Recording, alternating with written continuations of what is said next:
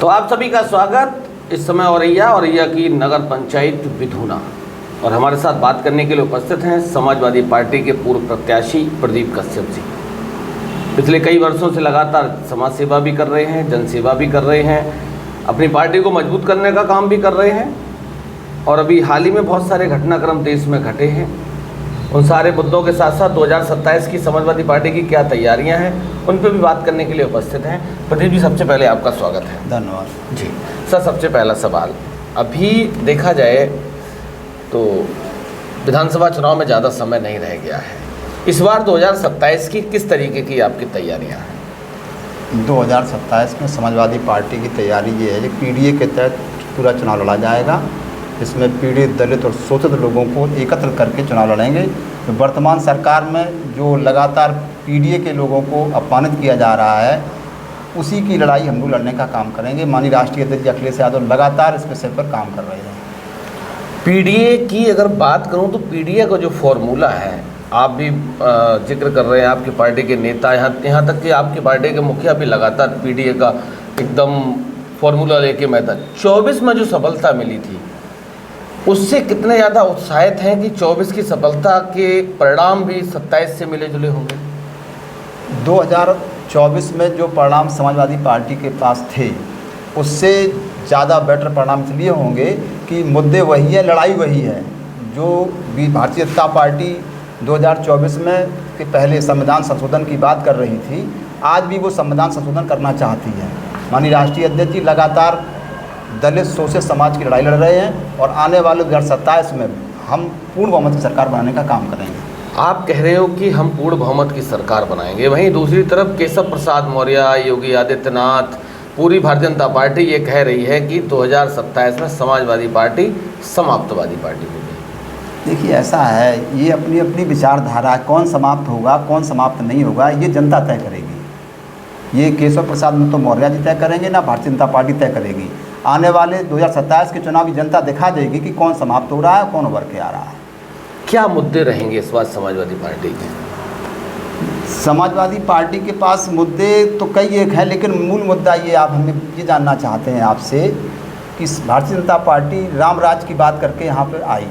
राम राज की बात की, उन्होंने कहा कि भ्रष्टाचार मुक्त सरकार देने का काम करेंगे, हम नारियों का सम्मान करेंगे।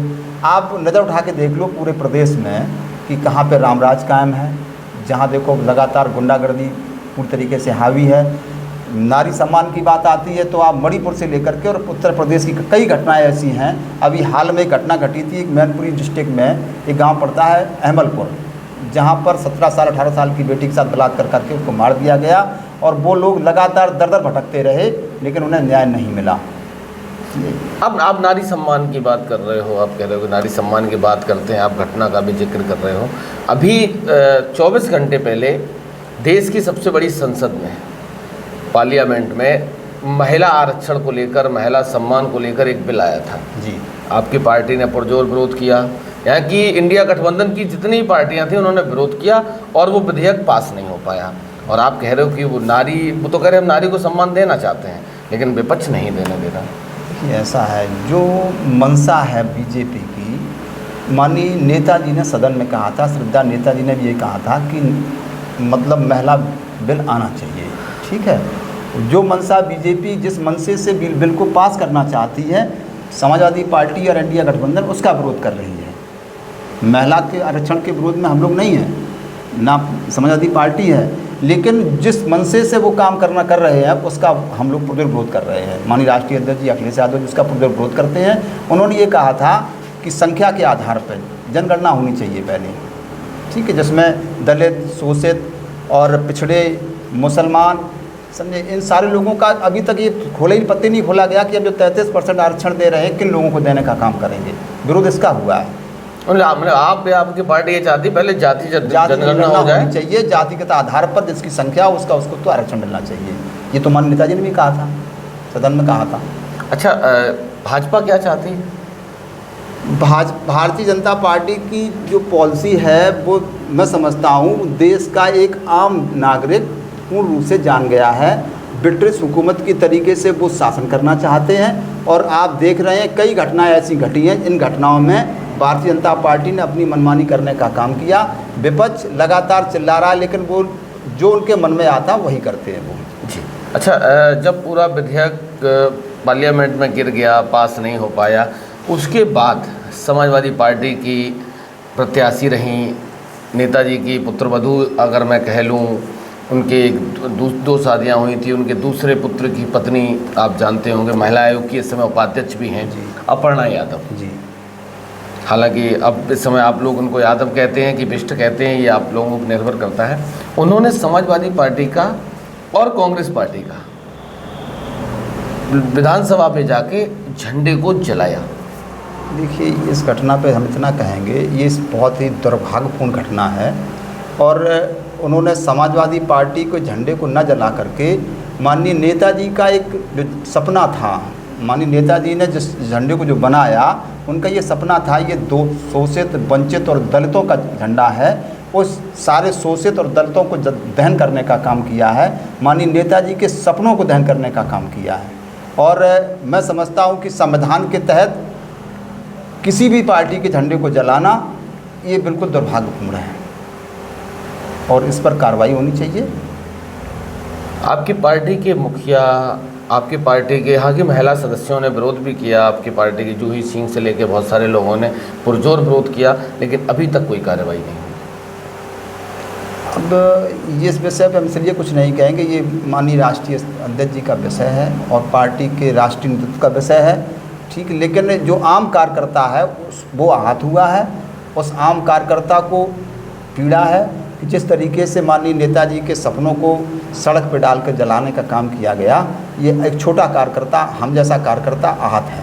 जी, आपको नहीं लगता कि निजी स्वार्थ में अपर्णा यादव जो हैं वो इतनी दूर चली गई हैं कि अब शायद परिवार में आना मुश्किल हो जाएगा? ये भी बीजेपी का खेला रहा, इसलिए रहा कि ये पहले जो ब्रिटिश हुकूमत के लोग यहाँ शासन करते थे तो उनका ये कहता था कि फूट डालो और राज करो, divide and rule. Divide and rule, उसी के तहत ये पूरा क्रमबद्ध तरीका है। अभी उनका विवेक रहा जिन्होंने ये कार्य किया है कि हम कहाँ पर ये काम करने जा रहे हैं। मैं तो ये समझता हूँ कि माननीय नेताजी ने उन्हें बहुत आशीर्वाद दिया था, ठीक है, अपने पुत्रवधू भी माना, ठीक, उनके द्वारा ये काम किया गया, तो हम इस विषय पे क्या कहें आपसे हम, ये तो बहुत ही दुर्भाग्यपूर्ण बात है। जी, आप जैसे कह रहे हो कि फूट डालो राज करो वाली जो आप बात कर रहे हो, 2022 का विधानसभा चुनाव, उसके बाद शिवपाल सिंह यादव भी लगातार पार्टी गतिरोध रहा, विवाद रहा, बहुत सारी चीज़ें रहीं, उन पे भी भारतीय जनता पार्टी ने डोर डालने का काम किया था। उन्होंने एक पूरे इंटरव्यू में कहा भी। देखिए, ऐसा है, परिवार में कभी कभी हो जाता है कि वैचारिक मतभेद हो जाते हैं, और जब परिवार में वैचारिक मतभेद होते हैं तो पड़ोस के लोग जो होते हैं वो ये सोचते हैं कि कहीं ना कहीं हम इस परिवार को नष्टा नाबूद कर दें। ये आम समाज की बात कर रहे हैं हम आपसे।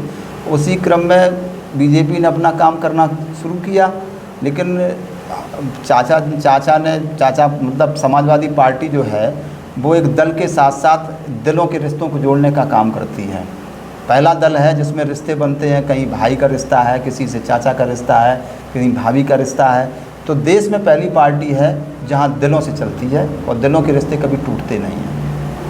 तो क्या लग रहा है कि जो घटनाक्रम 2022 के चुनाव से पहले पारिवारिक विवाद में जो बना था, उसका वही कारण रहा कि समाजवादी पार्टी सत्ता से दूर हो गई?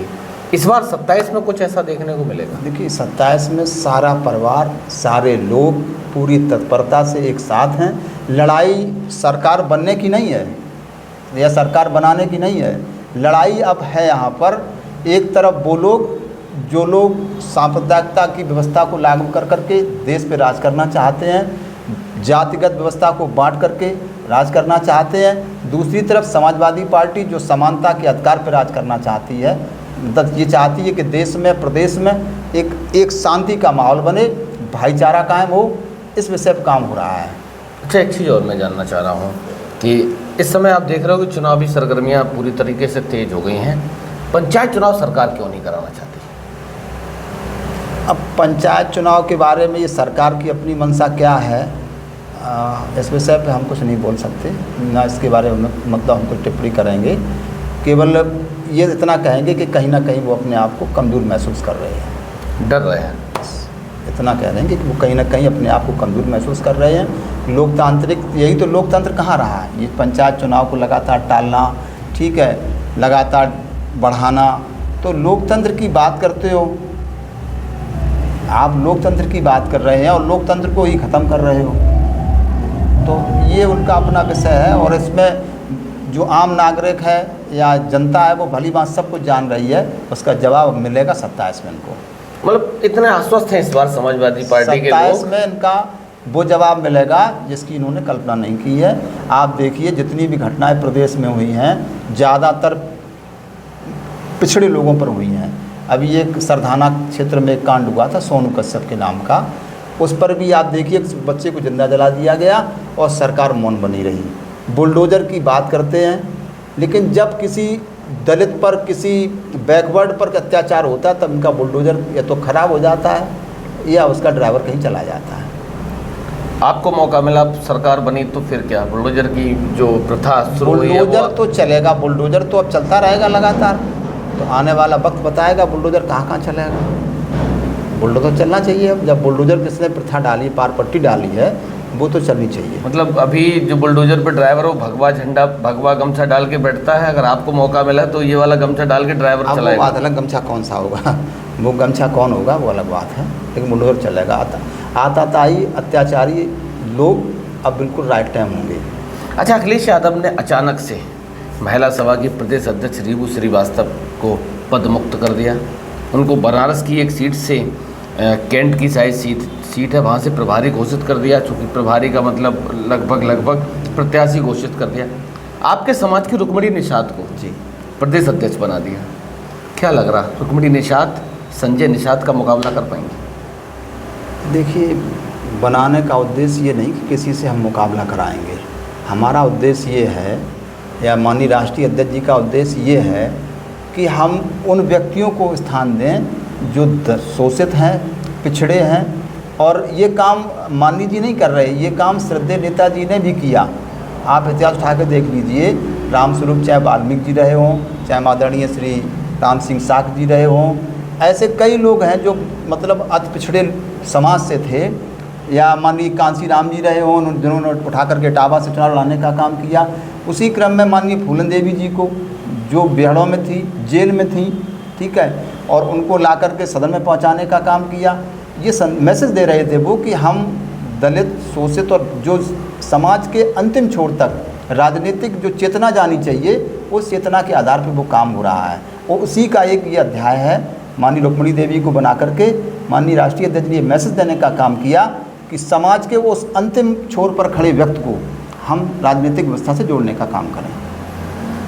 आप चेयरमैन का चुनाव लड़े थे, कहाँ चूक रह गई थी? चेयरमैनी के चुनाव का तो ये मामला रहा कि बहुत कम समय में हमें टिकट दिया गया। और जब टिकट मिला तो होता ये है कि जो लोग तैयारी करते हैं, कभी कभी ज़्यादा काम करने वाले व्यक्ति के लोग विरोध भी ज़्यादा करते हैं, विरोधी भी हो जाते हैं। तो या तो हम अपने विरोधियों को नहीं समझा पाए या हम उन्हें मिला नहीं पाए, ठीक है। और अब वो उस पर चर्चा नहीं, ठीक। अच्छा, चुनाव के बाद अखिलेश जी से बातचीत हुई दोबारा? हाँ, बात हुई, आशीर्वाद भी दिया हमें और लगातार संपर्क में भी रहते हैं हम।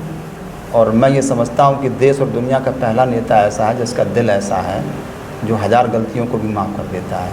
इसका नाम माननीय अखिलेश यादव। आपसे भी गलती हुई थी, कुछ माफ़ कर दिया? अब गलतियाँ हो सकती हैं हमसे हुई हों, लोगों ने कहा गलती मानते हैं, गलती कहीं गलती कर गए हों, लेकिन मैं ये कहता हूँ कि पूरे देश और दुनिया में एक नेता है जो हज़ारों गलतियाँ अपने कार्यकर्ता की माफ़ करने का काम करता है। आगे क्या तैयारी है? अब जैसा निर्देश मिलेगा पार्टी के द्वारा वैसा काम किया जाएगा। जैसा कुछ सपने नगर पंचायत से आगे के? अब सपने तो अनंत होते हैं इंसान के, हर आदमी चाहता है कि हम ऊँची उड़ान उड़ाएं, लेकिन होता सब कुछ अपने समय के अनुरूप है। सपना तो हमारा भी है, सबके सपने होते हैं और सपनों में ही इंसान जीता है। सपने निर्देश पे पूरे होंगे या फिर उसके लिए देखिए किसी भी ऐसा हद तक जा सकते हैं? ना हद तक नहीं, मेरे लिए सर्वोपरि माननीय राष्ट्रीय अध्यक्ष अखिलेश यादव, उनसे बढ़कर मेरे लिए कोई नहीं, ना मेरा सपना भी नहीं है। मेरे लिए सर्वोपरि वो है।